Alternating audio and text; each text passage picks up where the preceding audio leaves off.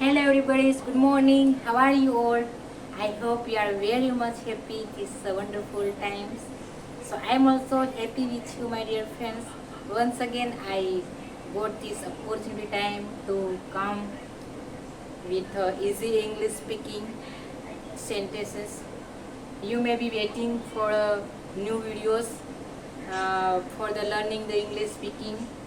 So my dear friends, today I brought very easy English sentence for each one of you to improve your English and to have good conversation with the people. So today I going to today which lessons I have learned that I will share to you also, and that lesson will be helpful to each one of you to improve in your life. So today my lesson is that indefinite pronouns.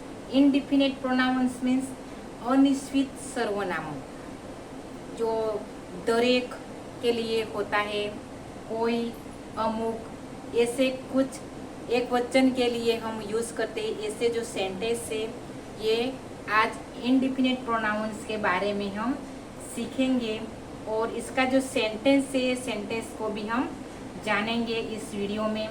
So if you are the first time in my videos please subscribe to my videos, so whenever I will upload my videos you will get soon my videos.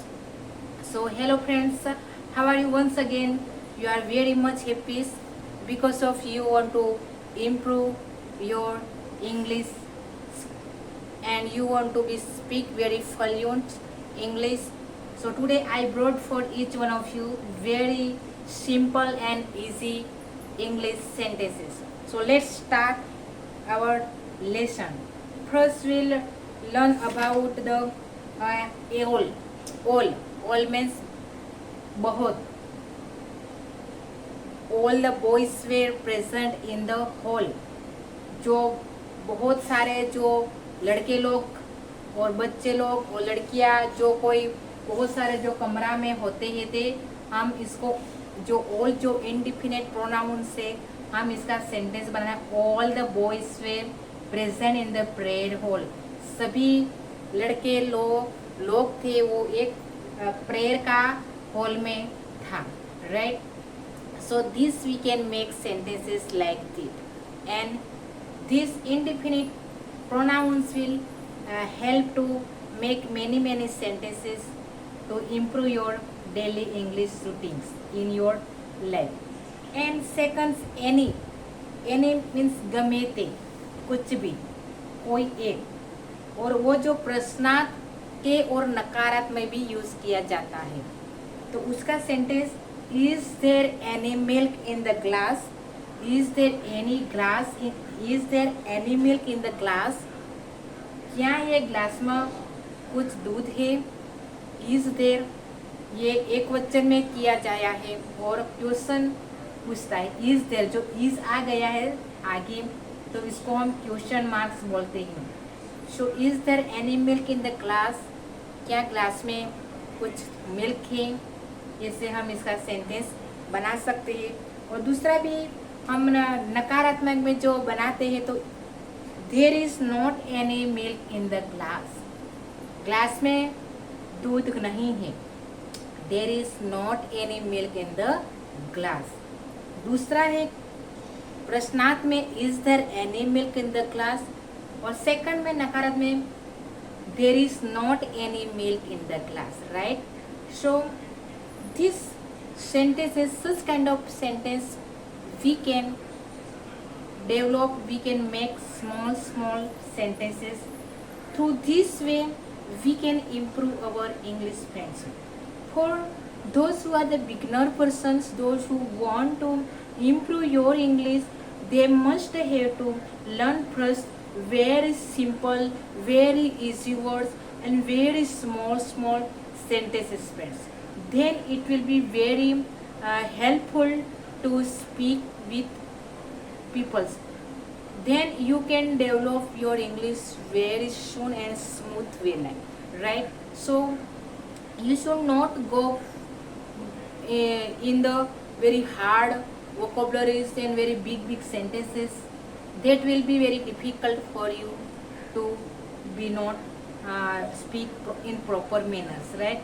So you must have to speak first very simple and very smooth and small sentence and small words, and uh, write on your notebooks and think in English, speak in English, have a practice with your friends. If you don't have any environment around you, it does not matter, you can talk yourself also, you can communicate with your minds, right? Because of in every areas there is no English environment, right? So people, they don't have any companies to talk in English. So what they are doing, you know, that they are themselves, they are talking themselves, they are making sentences whenever they are getting time. During that time they have to think in English and make the sentences and talk yourself, on self talking, on self conversations.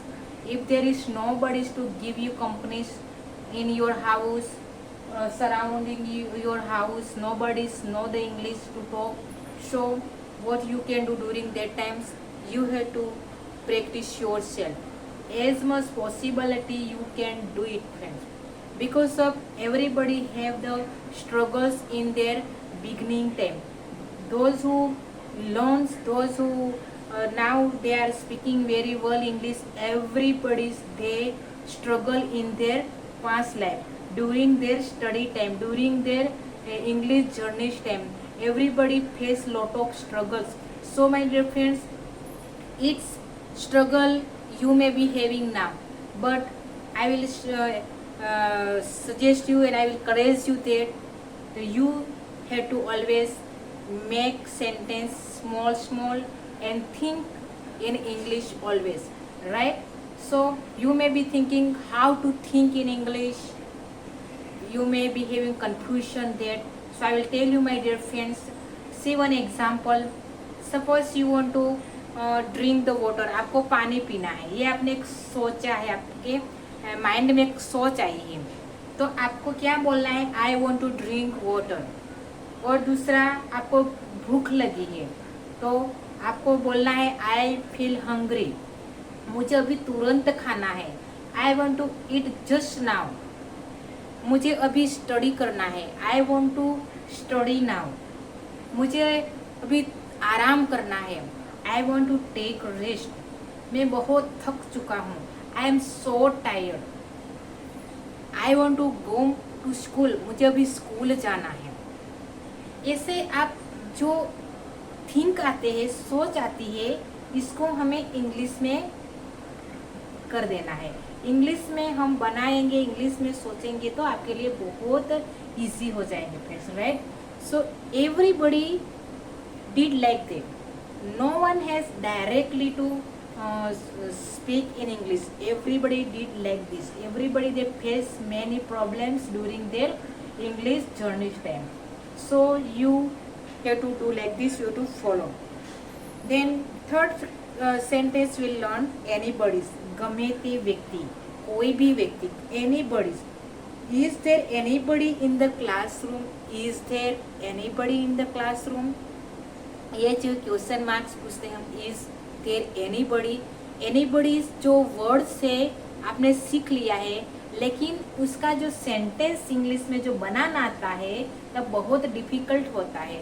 इसको हम कैसे sentence बनाएंगे, इसको हम किसी के साथ बात करना थी, एनीबडी हम कहाँ यूज़ करना है, कैसे उसका सेंटेंस बनाना होगा और कैसे हम बोल पाएंगे, ये आपके माइंड में कन्फ्यूजन होगा. सो हम इसका जो सेंटेंस है ये हम इस तरह से बनाएंगे. Is there anybody in the classroom, एक क्वेश्चन पूछ रहा है. इज जो आगे आ जाता है तो उसको हम प्रश्नार्थ में बोलते हैं. So is there anybody in the classroom, क्या क्लासरूम में कोई है, कोई लड़का है, कोई लड़की है और कोई टीचर्स है, और क्या कोई अंदर में है, ऐसे उसका हम ट्रांसलेशन कर सकते हैं हमारे लैंग्वेज में. सो दूसरा बनाएंगे तो there is not anybody in the classroom. जो हम नकारात्मक में उसका सेंटेंस बनाए तो there is not anybody in the classroom, classroom में कोई भी नहीं है। सो ये जो हम वर्ड सीखते हैं in English grammar, many conjunctions and now is indefinite pronouns and different kind of grammar is there.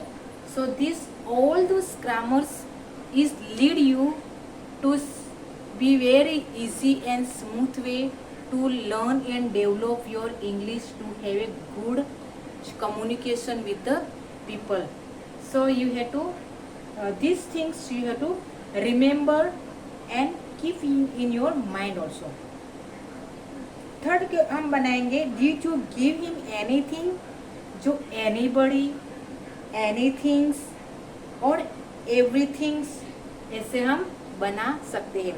Did you give him anything, did जो है पास्ट टेंस में, जो परफेक्ट जो पास्ट टेंस आता है तो डिड है, ये हमने आगे में रख दिया है, तो ये हमें क्वेश्चन पूछता है did you give him anything, क्या आपने कुछ उसको दिया है। Did you give him, him means लड़का, जो ही होता है उसका कर्म में चले जाता है him. Did you give him anything, क्या आपने उसको कुछ दिया है। Did you give him anything. So my friends, ये छोटा छोटा जो वर्ड होता है ये हमें बहुत हेल्पफुल होता है हम इंग्लिश बोलने में, समझने में और हर एक कार्यों में। सो हमें इसको बहुत समझना जरूरी है और हमें याद रखना भी जरूरी है, राइट। सो अब हम सीखेंगे ईच, EACH।